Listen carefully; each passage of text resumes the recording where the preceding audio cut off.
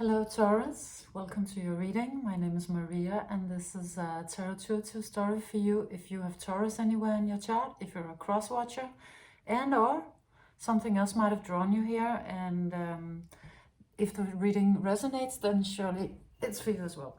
So we start out your reading with a very beautiful, gorgeous card, namely the happiness card, the 10 of emotion. Comes out to set the tone of your reading and to alert us to what this reading would like to talk to you about, namely your happiness. And actually there are 3 cards coming out here in the beginning, and they want to talk about this place that that spirit is bringing you to, or that you're arriving you to in your life, and then the rest of it is kind of the backstory. So I think I'm gonna just wait with reading these first 3 cards. I'm just telling you this so that you know what your reading is about, and that your reading is really setting the tone in a very beautiful way.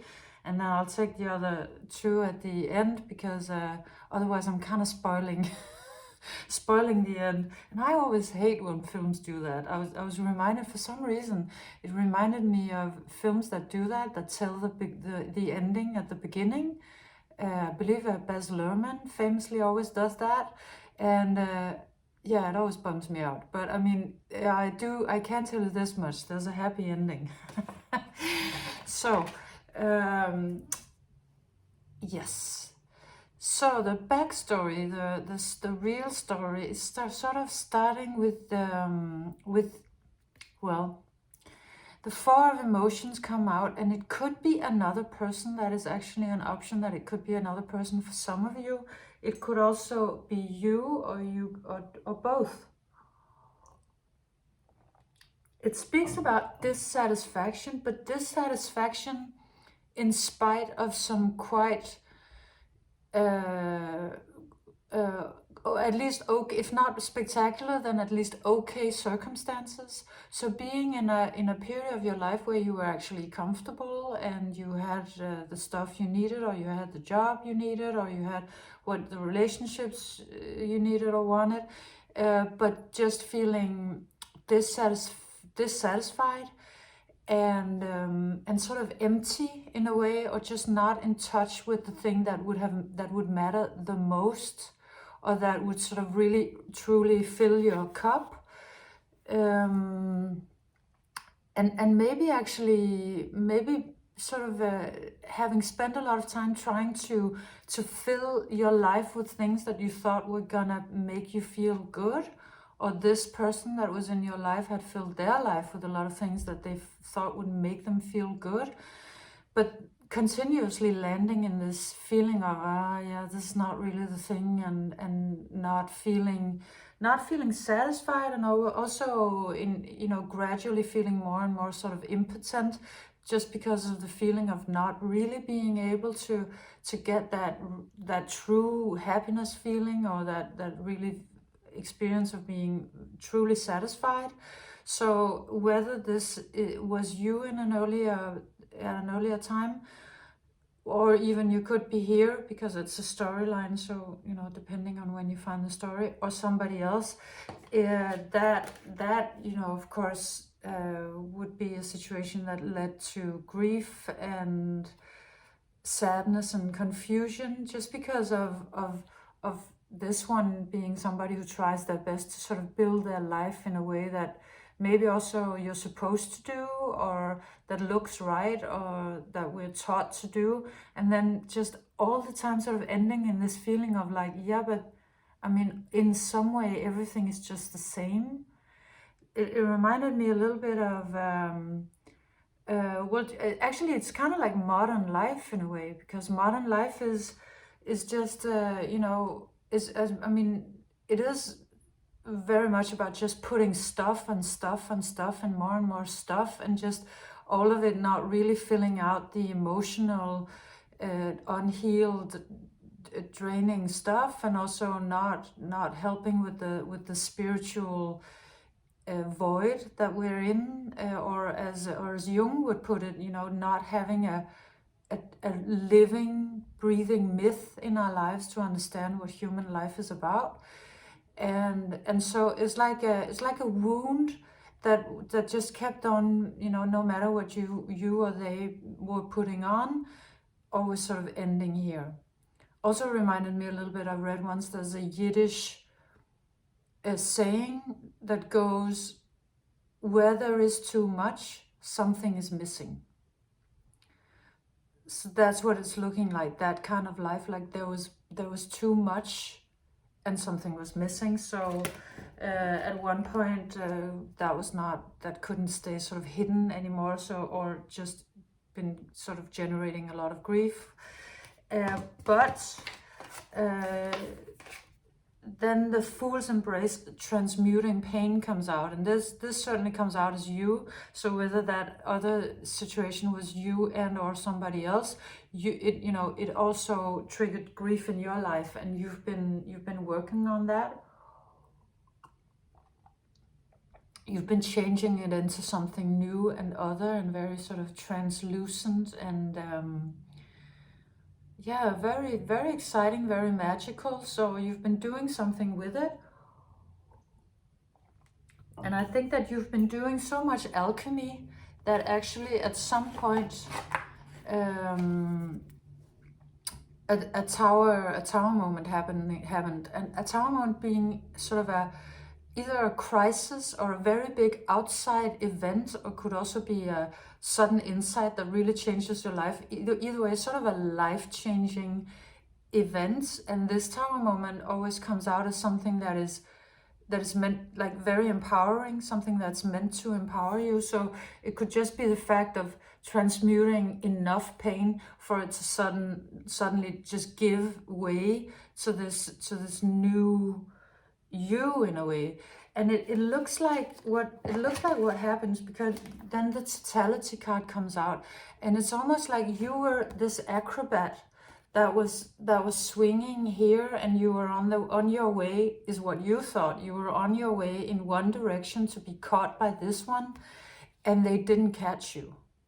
And you just, instead, you went all the way up here and then almost was caught in this situation. Like, this is almost also almost like it's so close. This one is sitting in the ocean, longing for the ocean. It's so close, but it's not really manifesting. So it's like something you did or was reaching for, or relationship or something so close, you almost was touching the hands, and then it didn't happen. And I just see this swing going all the way back the other way, and then you landing there. I mean, you thought you were going this way, but your life took a complete left turn and left you in sort of just the opposite situation, or the opposite direction. And you then come out with the comparison card, sort of like you thought you were gonna be an oak, and then you were suddenly a bamboo. Like just your life taking such a weird turn. And it's actually what it's coming out like. It's sort of like maybe you bought a tiny house, or you started becoming following that movement of owning only 100 things, or just super simplifying at maybe a stage where you thought you were gonna sort of escalate, or you were gonna expand, or you were gonna really settle and buy the big house and do the whole thing. But then somehow, for some reason, I think you'll know, not being caught by somebody, and then the pendulum swinging all the way in the other direction, and you landing sort of in a completely other place than you thought, you kind of decide to change your life, and you decide to change it into something that looks simplified. Because before there was a lot of things, but something missing, and maybe now you've been reaching this place where you thought, no, actually, I'm gonna go for the simple thing, but the thing that gives me what I really need.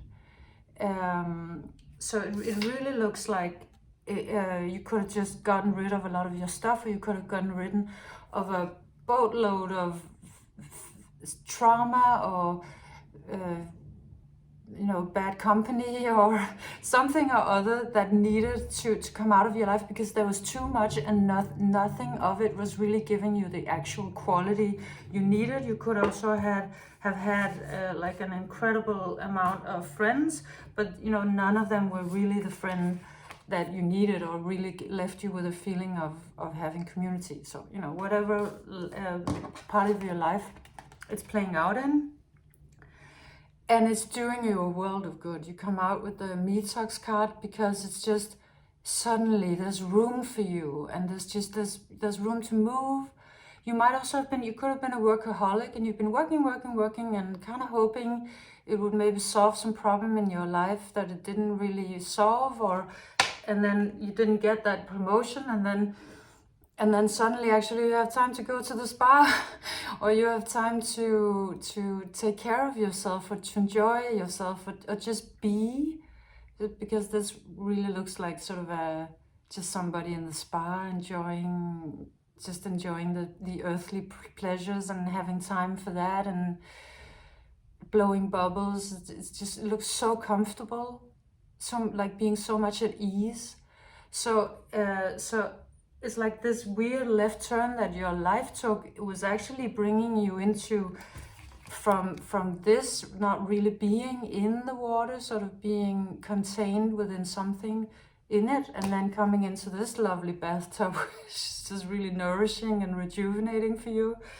And then it turns out that being in this state, also I think because you're Taurus, and it's so nourishing to you to have earthly pleasures and touch and food and soft water and I guess just anything you enjoy, music, just all of these Venusian pleasures are bringing you back in to your strength.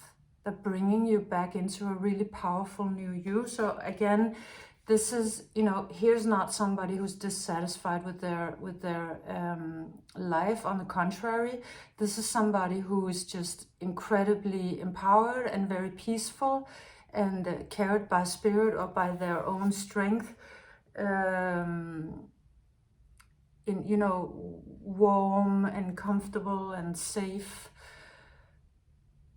So even though it might look very different from what you thought it would, it's really bringing you into something that is very much you, and that comes out further clarified by the Rebel. So again, this one comes out as possibly either you or somebody else.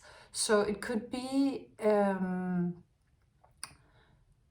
either you attract some rebel through your new sort of maybe simple living type of way of living, or whatever it is that you've done, cut down on work. Maybe you were part of the big resignation and decided, no, I'm not going to work like this for the rest of my life. Either way, some energy in your life is being awoken, the rebel, like either in you or by somebody else coming in, and suddenly a completely other energy starts taking over your life that is incredibly much more fiery than you were in before, much more satisfying, and that's more about the personal and the person than it's about the things and the circumstances. So it's kind of like a real shift in that way, and it's really fiery, it's really beautiful. It also looks very embodied. So this looks like a really healthy energy for you. They come out, they or you, that part of you comes out clarified by the Winter's Dream gestation period. Which is a super bizarre card. I mean, most of the cards are from this Shaman's Dream Oracle deck. But this looks sort of like, I would say, sort of alien, or like alien, either otherworldly or like fungi. You know how fungi is kind of like a whole other alien world that's living right under our nose and below us and in us and everywhere, and we don't see it, and we don't know very much about it, but it's kind of magical. And also this came out the other day in an Aquarius reading and was talking about being an alien in a spa. So I don't know, there's something sort of kind of otherworldly about this, in you know, either metaphorically or in actual fact, I guess. But I mean, metaphorically it certainly makes sense that you are maybe in a very material world or a very work-focused world or something like that, and then now you're stepping into something that's much more, yeah, not as easily defined, at least, and certainly very, very shiny, shimmery, exciting, makes you feel really good, and attracts a whole other kind of energy into your life that is very embodied, very present, very here and now, where you're not dreaming about something else, but where it actually feels like something that's enlivening you. So really, really great. And then you come out with this card with the Page of Emotions, and it looks like you're being sort of awakened. I mean, maybe somebody is coming in and saying, yeah, you know how you worked a lot? Let me remind you of your body. And you're like completely waking up in your heart and your Hara chakra, and it's really healthy for you, and you get that glow again, and so it's just, yeah, it's so Taurian, and it looks so healthy, and also kind of mysterious, you know, with this octopus sort of waking up, and yeah, so it's like you've been sort of detoxing something that was really complicated, or where there was too much of a lot of things out of your life, and then out of this simplicity steps something that is just so nourishing, so incredibly enlivening and awakening to you. So it's really, really beautiful. It's getting dark here. I'm gonna try to maybe turn on the light, see if it's a little better. Yeah. So okay, so you come out with this Temperance card that is sort of a card of well, becoming someone new, becoming someone you didn't know you were or didn't know you had in you. So maybe this new energy, this rebel person or rebel energy that awakens your body into a whole new sort of feeling and situation, and your whole energy body just getting turned upside down, I guess. You also start seeing yourself in a new light. You start seeing yourself, I think, as more sort of, it's almost like it's rejuvenating you, like you're seeing yourself as more youthful, and maybe seeing your innocence in a way that you didn't before. You know, you could be experiencing one of those very beautiful sort of tantric openings, let's say, and it's just rejuvenating you.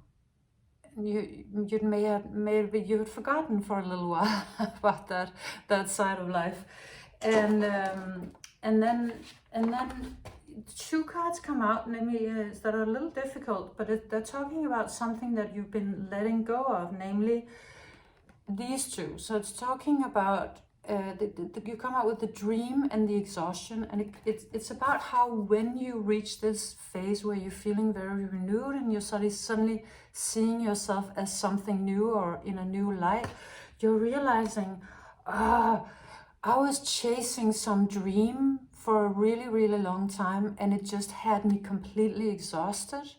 It was in a way, or not in a way, it really was always sort of out of your hand. You were reaching for it, and every time you thought you'd found it, no, it wasn't really the thing. And every time you bought something that you thought was going to satisfy you, never really did, or worked more, or you know, whatever it was that I mean, it's not anything on you. We all do this. You've been going through a really great phase where you've been learning about it. We don't all do that. And so it was just, you were chasing some dream, but it was always out of reach. and you were always left exhausted by it. And that exhaustion was the real thing. The dream was sort of a pipe dream, but the exhaustion was what you were left with in your body and in your life. And now, sort of after having simplified and detoxed, and maybe, you know, somehow it really seems like simpler living after you did that, and something came in and reminded you of the pleasures of the body and again, and reminded you of coming into presence like that. You're just so renewed. It's sort of like a newborn baby, or just a second life, a whole new life starting for you. Yeah, so it's really beautiful. And this brings me back to the beginning of the whole thing, where that was talking about happiness. That was clarified. This is the actual second card from the reading. You know, that was the sort of the precursor for the your happy ending, which is the letting go card. So the story is your happiness is turning out to be dependent on you letting go of something. You know, that's what it took, or what it takes, what it is taking, you know, depending on where you are in the story, for you to have let go of something that you thought for a long while was really important and was sort of the thing. And then, and you know, the moment you do that, the moment you release that idea or that pipe dream, and start, I guess, also deciding to live more in the moment, you pass through the eye of the needle. It just really comes out as something incredibly stunning, as maybe even you could have been transcending some really difficult circumstances at the same time, and just doing this incredible superhuman feat of coming to absolute happiness. You know, which actually in itself is a superhuman feat, right? Because I mean, how many people do we know who are actually truly really happy? So stepping into that is just really stepping into a quantum portal of like really important dimensions, and difficult. And you have to let go of a lot of things, because only with the right amount of calibrated lightness would you be able to step through this needle and come into this happiness. And it really, the key has been, is, or will be to let go. To let go of that thing that that is where there is too much, because something is missing. Like that's sort of the keys in that. You know, where there's too much, for example, working, being sort of workaholic, just everything that is overdone, something that is overdone, that's the thing that you're letting go of, and then stepping into this. Yeah. So this was your reading, Taurus. I hope you enjoyed it, and if you did, leave me a thumbs up, and if you have a comment, I'm always super happy to read your comments. And thank you for being here. I'll see you next time. Bye.